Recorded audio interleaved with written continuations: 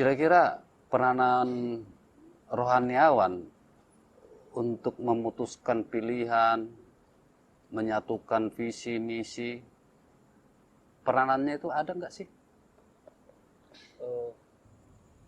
Peranannya menurut saya emang sangat banyak dan sangat penting. Dalam hal ini adalah akar. Kalau beliau tadi sebut etik, saya punya akar. Memang tidak kelihatan akar dalam sebuah pohon memang. Yang dilihat orang kan buahnya, bunganya, daunnya, rantingnya, pohonnya.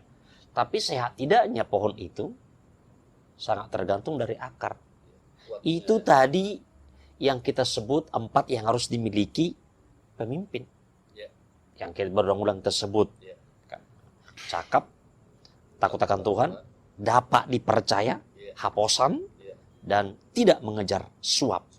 Jadi peran gereja artinya begini emang. Jika nanti terpilih pemimpin yang tidak mendekati apa yang kategori 4 ini, saya kira kami bertanggung jawab. Mengapa kami melahirkan